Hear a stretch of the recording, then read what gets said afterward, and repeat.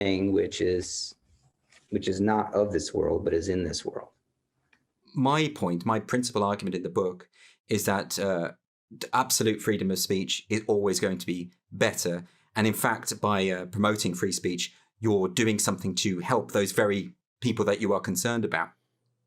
So recently, the Scottish Parliament passed a hate crime law that has its supporters and also its detractors. And I'd be interested in your feeling about that. Now, you said, I believe in this book, if I remember the statistics correctly, that there have been 120,000 incidents of police investigated speech hate crime in Britain in how long?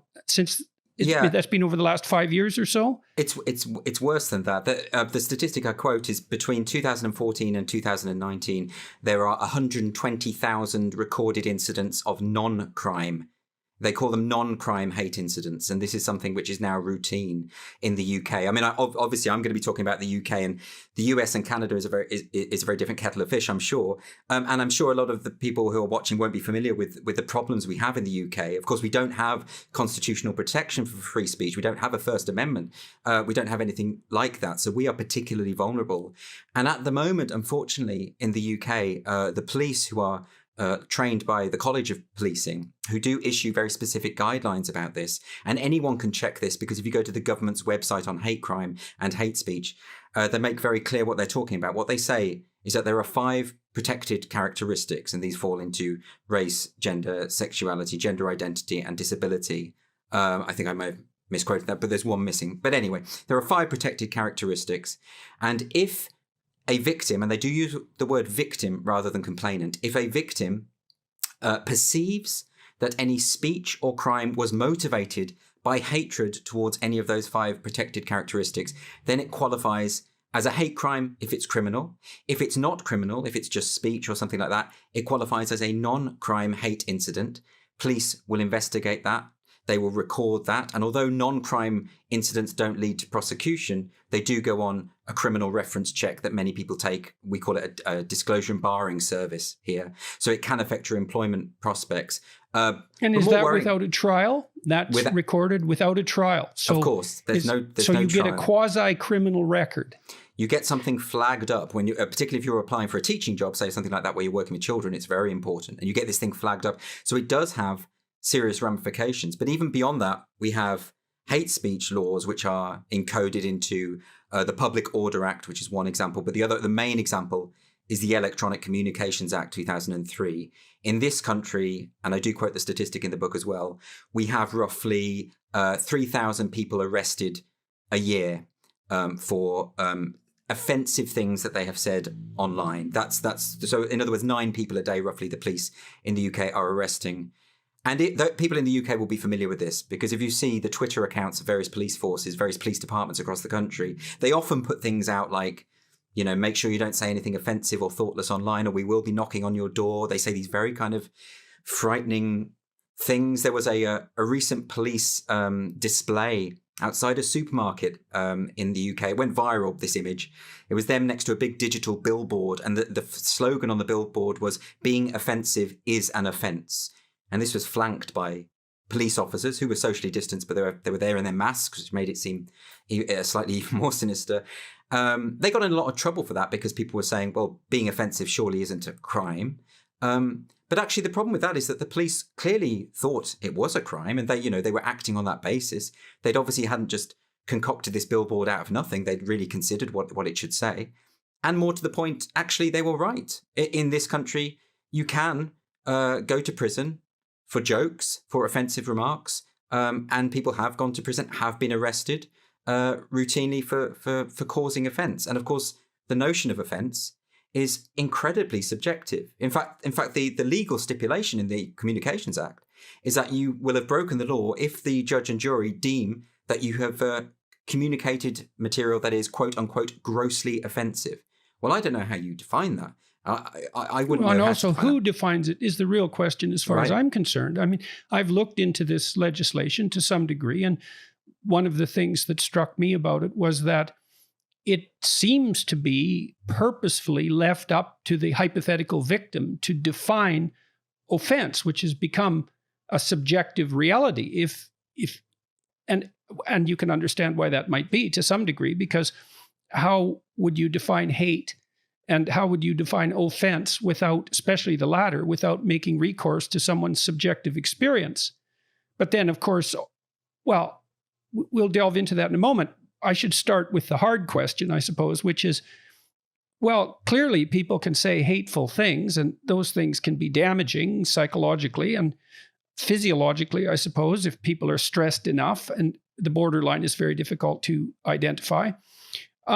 Why is it that people shouldn't just assume that you're a mean loudmouth and that they shouldn't pay any attention to you at all because you're concerned about this?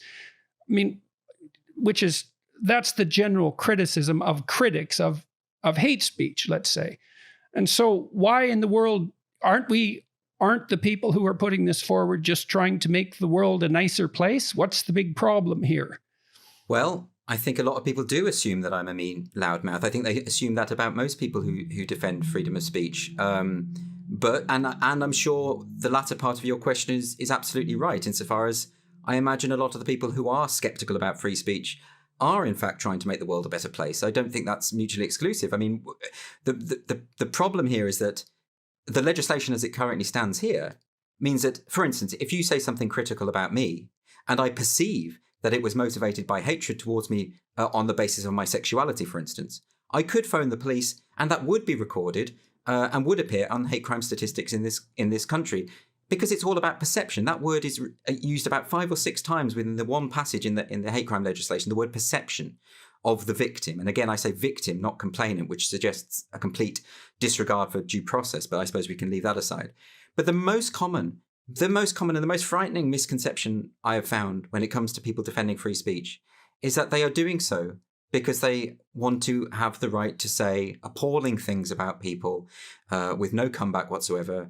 And they want to go back to some imaginary good old days, where you could just be casually homophobic and racist and sexist and all the rest of it, and no one would call you out for that. Now, I don't know anyone who falls into that category. And most people who are, advocating for free speech are doing so precisely because they are aware that in countries where free speech protections are meager, minorities tend to suffer the most. And in fact, there is it seems to be a corollary to me that those who are genuinely for free speech are also for equal rights and protecting the vulnerable in society. And this perception, which I really find unpleasant, this perception that if you are standing up for this most foundational of principles for freedom of speech, if you're standing up for that, you can only be doing so if you have a nefarious motive. I mean, what a horribly pessimistic view of humanity. And it seems to be... Well, it seems to be a direct derivation of the hypothesis, for example, that all Western social organizations, particularly Western, are based on power and are best conceived of as tyrannical. And so if that's your view, why would you not assume that most use of speech is essentially an exercise of power in the service of tyranny? But then why would you assume that the government in control of any particular country isn't part of that tyranny that you're describing? It seems odd to me to be mindful of the potential for tyranny, but then to outsource all your individual liberties to the state. It seems contradictory to me. Well, I guess the way that is elided over is by allowing the hypothetical individual victim to define the offense. This is the problem, though. The problem I've run into, and this is partly why I appreciated your book, is that increasingly people are called upon to defend fundamental assumptions that were so taken for granted that virtually no one has an argument that's fully articulated at hand. Yeah. When no one questions free speech, no one has to defend it thoroughly. As soon as it's questioned, well, it becomes an extraordinarily complicated problem.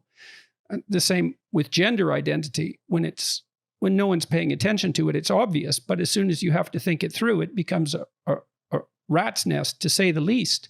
When I was in the UK a few years ago, I saw a number of things that I felt were disturbing.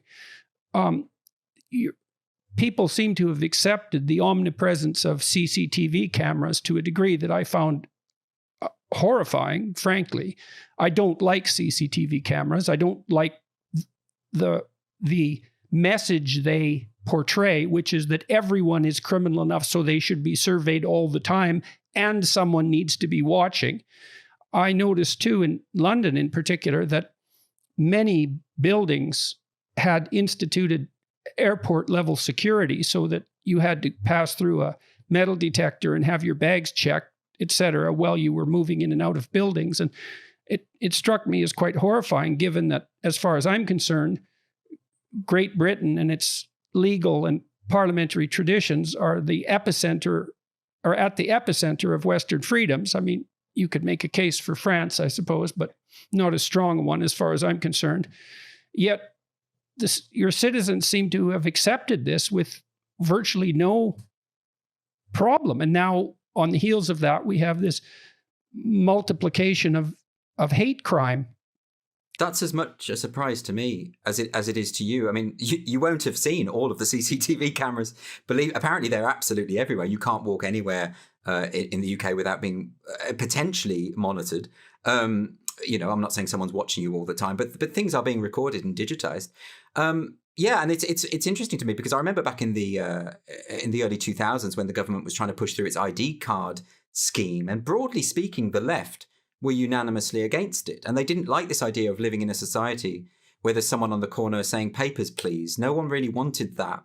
But we've become very docile and very accepting of the idea that we need to be coddled and monitored by the state. I mean, I know there's a recent debate about vaccine passports, and people seem very blasé about this idea that we might have to have our ID embedded and encoded onto a card to get anywhere or to do anything. So I think there's something going on there, and it is connected with what you've brought up in terms of hate crime legislation. We've just become accustomed. I mean, you mentioned specifically the problem in Scotland. And seriously, it relates very closely to what you're saying, because the SNP, who are the only really party with any clout in Scotland, that's the Scottish National Party. And it's never a good idea, is it, when you have one political party which doesn't really have an opposition.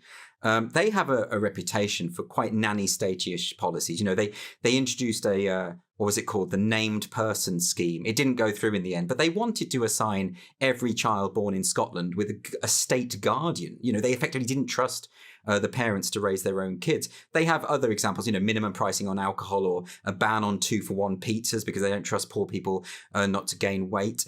So all sorts of these sorts of policies. But in this current hate crime bill, which has just sailed through because there's no opposition, Humza Yousaf, the Justice Secretary, has pushed through, he's specifically included an element to this bill which says that they can criminalise you for things you say in the privacy of your own home.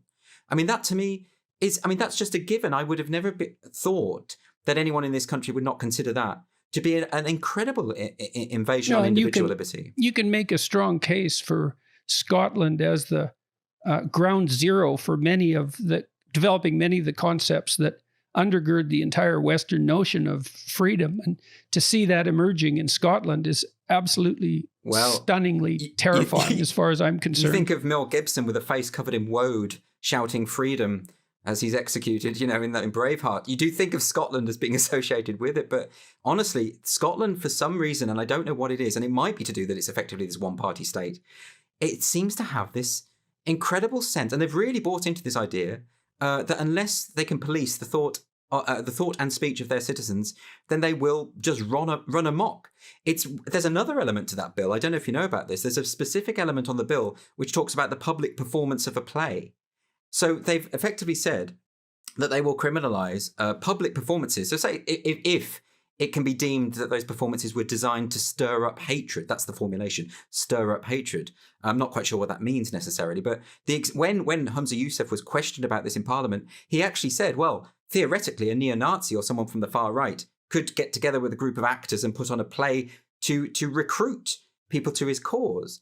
And as I said at the time, I don't know any neo-Nazis, but they're not into amateur dramatics. That's not their thing. They don't do that. They wouldn't get involved. And yet he's got this idea in his head that is a feasible. I mean, it seems ridiculous, but it's not really, because the ramifications are quite serious. And the way it's just gone through without any opposition really, really troubles me. I mean, there have been modifications, I should say, in fairness. In the initial bill, in the initial draft of the bill, they had said that you could be criminalised irrespective of intention. In other words, yes, if you was terrifying. awful. I mean, if you wrote a play that then stimulated someone to join the far right, then you were still responsible whether you intended it or not. Now, the problem was, with theatrical representation or any kind of artistic representation, is sometimes you want to represent the worst aspects of humanity because that's part of drama and literature and all the rest of it. I mean, there would be no artistic freedom if that went through. So fortunately, that element of the bill was modified. Well, and also the attempt to reverse the idea that intent is important that's even more catastrophic. It's always been a miracle to me that our legal system ever became psychologically sophisticated enough so that intent rather than outcome was what mattered. Because you have to be a sophisticated thinker to see that someone has done damage to someone else, and so the damage is real and marked and troublesome and costly, all of that, painful.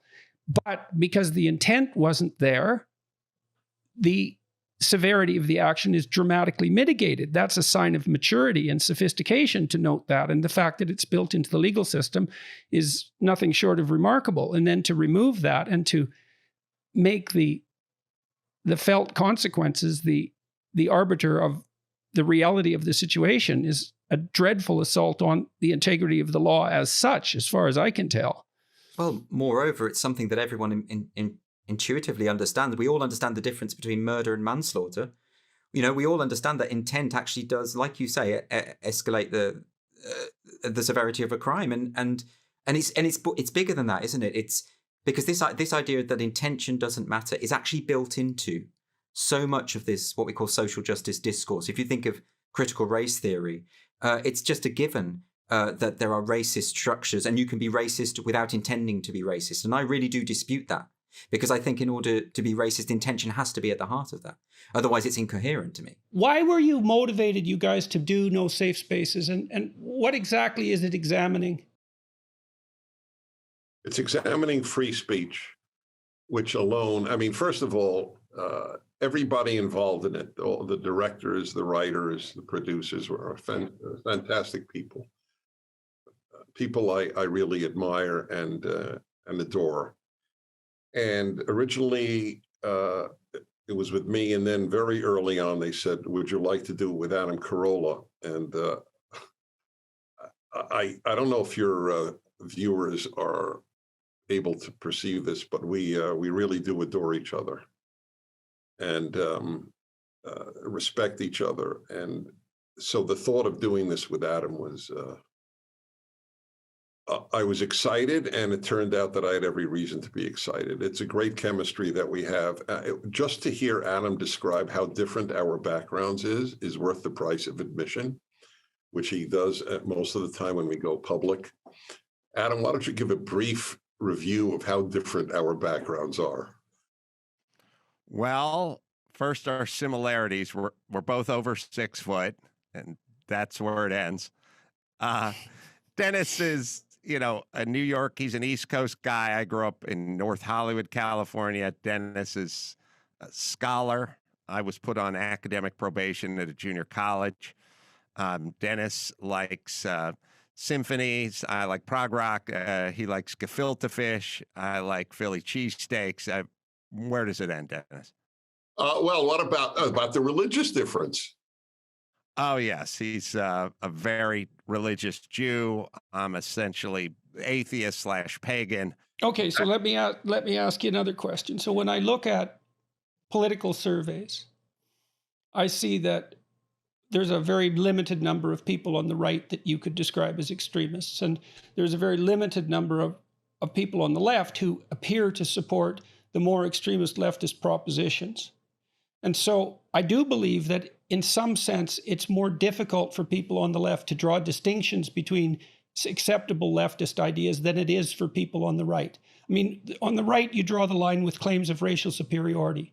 On the left, there's obviously trouble brewing on the extreme, but defining exactly where it is and drawing a border around it seems to me a relatively complex task. And well, you asked me why I got in trouble. I mean, I got in trouble because I said, well, I'm not sure where to draw the line, but that particular law, compelling speech with its implicit theory of identity, that's gone too far as I'm concerned. But the fact that that caused so much trouble, I think, is indication of the fact that it's difficult to draw the line. And so, well, I'm interested in both your comments about that. Well, I think you're on to something with the extreme part of the right wing party is pretty definable. And I think most reasonable people agree that the farthest right,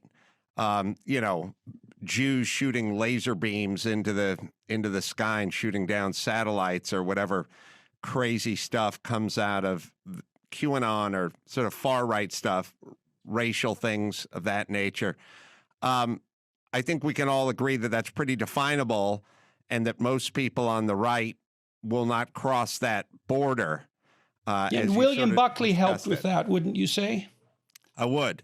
But on the left, I feel like there's a much greater sense of, well, we don't agree with AOC, but we're not going to say anything about it, or we're not going to define it, or the squad. Yeah. So there's a much more, I live in California. Most everyone, I work in Hollywood. Everyone's on the left. Their thing is sort of like, we don't like what Gavin Newsom is doing, but he's still our guy. And we'll go. Yeah, well, along. that's part of this difficulty with drawing borders. Like, I've had conversations with Democrats about the idea of equity, for example, which is a no-go zone as far as I'm concerned because of its connotations of equality of outcome. But they insist, generally speaking, that most of the people who are using the term equity are really